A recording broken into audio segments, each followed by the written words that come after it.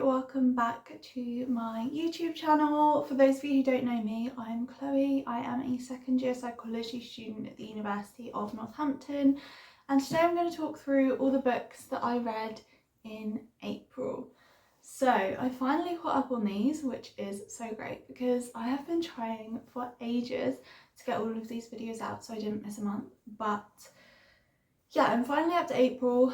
We're currently in May, so let's just get right into it. I read 8 books this month, and I don't actually think I listened to any audiobooks. They were all physical books yeah, they were all physical books. I have 4 of them. One of them I can't find, and the others I borrowed from the library. But yeah, so let's just get right into it. And the first book I read this month was Twisted Hate by Anna Han. I honestly don't know how I feel about the Twisted series because I love it and I love the writing and I love everything about it.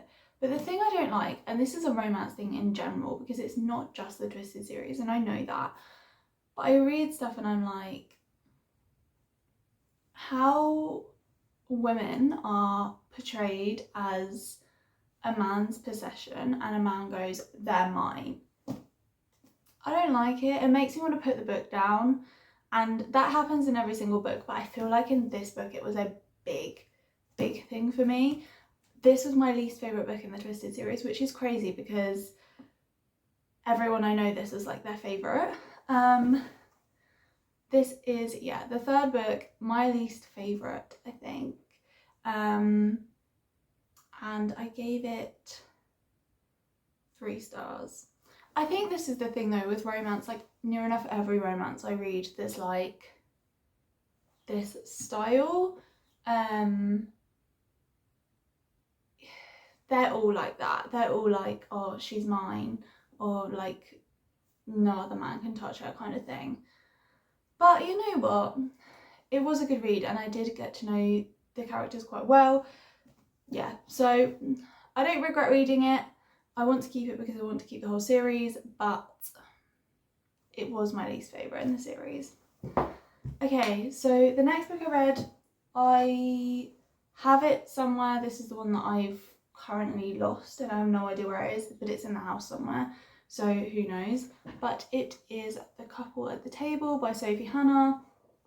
This was kind of a thriller and so much happens, but they're all at a little resort and one of them ends up dying. This woman ends up dying and her husband is trying to like find out who did it, and like they're all like the police and everyone's trying to find out who did it. But basically this resort that they're at, there's only 6 houses, so there's only 6 couples there and no one else could have got in or out. There's no evidence of anyone getting in or out. There's no evidence of anyone else being there. So it has to be one of those 6 who killed her. But all of them are not guilty and all of them have an alibi apart from the husband. And it's just basically this massive palaver. It took me a while to get into it and I don't actually remember who killed her in the end. Yeah, I don't remember. Oh no, I do remember. Yeah. I don't know, it is a good read. I gave it 3 stars because it was just a little bit, some of it I was like, this doesn't need to be here. Although I feel like in the grand scheme of things, when you get to the end, it kind of did, but it just felt a bit long for what it needed to be. But saying that, I did really enjoy it and I would recommend reading it, to be honest. So yeah, it was good. And the next book that I read this month was Twisted Lies by Anna Han. So the last book in the Twisted series. I was so glad to have finished this. I would actually say everyone that I've spoken to has said this is the least pointless book in the series, because it's about the one friend that we don't hear a lot about. So it's about Stella, and yeah, we just don't hear a lot about her. She's not really mentioned that much. But I feel like this book reveals why. Oh, also matching. I feel like this book reveals why. And to be honest, I love this one, but look how hefty that is. It's like 500 and something pages, 550 pages. But yeah, I love this one. I think I preferred this one definitely over the third.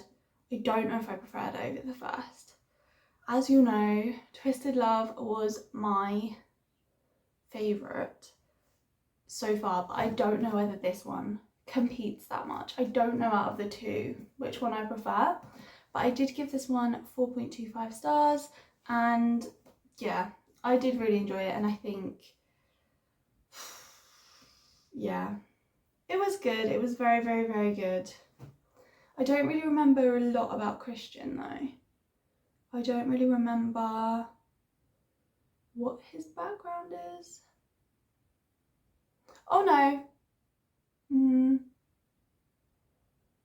Is he? No, I do. I do remember. See, this is the thing. I feel like I get a blank, and then I'm like, oh wait, no, like that's who he is.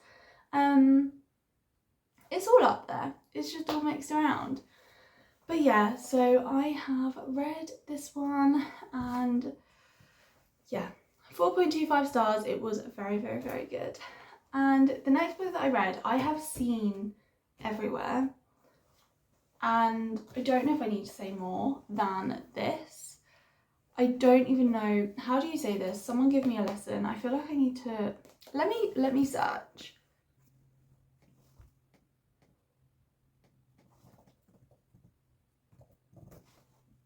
Tteokbokki.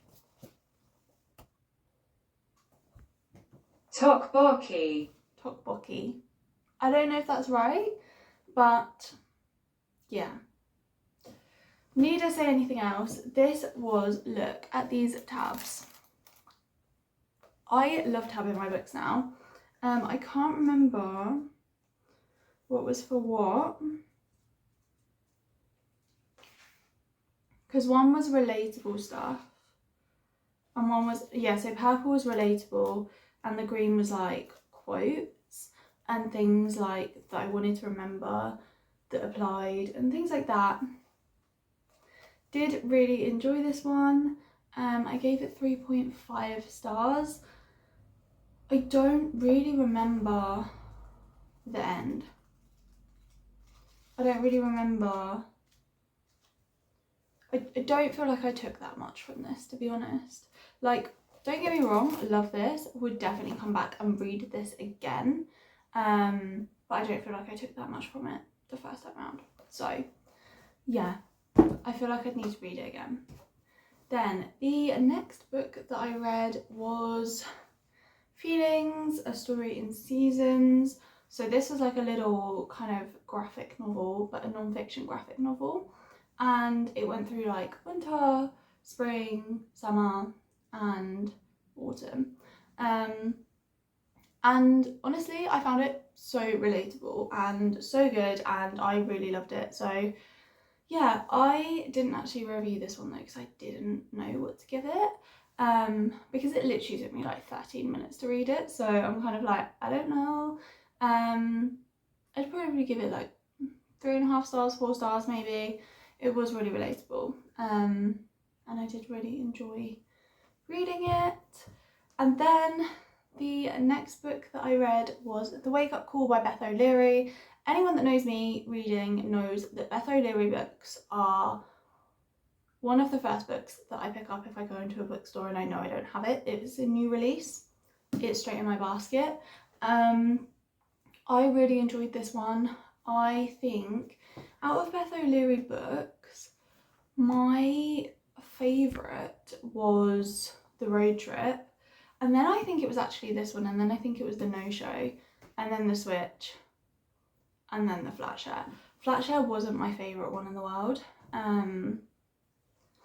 But yeah, I really enjoyed this. I'd say this is my second favourite Beth O'Leary book. Yeah, I would really recommend. I think her books for me are kind of, they're the romance without the smut. They are the nice, soft, nothing really happens. They're like cutesy little romances. That's what I like to call this. But yeah, I really enjoy reading this purely because of that, because it's so different to, for example, and I just like these because they really reset kind of my palette. They cleanse my palette after reading loads of different things. Romance very much is my palette cleanser for me. But these are just when I want something that's not too dramatic, and it's just kind of like I can relax and be secure in what's going to happen in this book. Love those books for that. Would really recommend both the O'Leary books because yeah, she is one of my go-to authors. Then the next book that I read was the Heartstopper Yearbook. This is at the library. I've read all the Heartstopper books, wanted to read the yearbook. Didn't really know how I felt about it because I don't think that's what I was expecting. But that said, it was good. It was interesting to read about how Alice Osman, I don't know, about how kind of Heartstopper was created and things like that. And yeah, I did really enjoy it. Didn't rate this one either. Yeah, and then the last book I read was How to Save Money by Anne Russell, and this book was very, very, very good. I feel like I'm not in the right place to read a lot of it now, so I kind of skimmed a lot of it. There was a few things that I took away from it. I gave it 2.25 stars.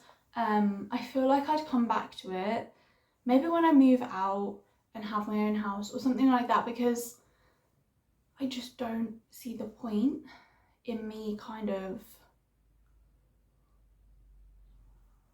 reading a lot of it now. And trying to apply a lot of it now, living at home still.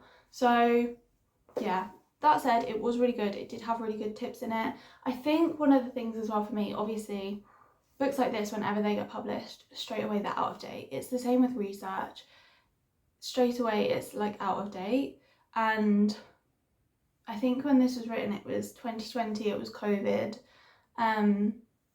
So a lot of the things now are very different. So yeah, I find that kind of difficult with books like this, but that said, I would really recommend reading it. And yeah, that is all of the books that I read in April. So that's all 8. And I'm now officially caught up on these videos. So you'll next hear from me regarding all I read in a month in June, so that I can talk about it in May. But yeah, I am going to leave this here and I will see you again soon for a brand new video. Bye!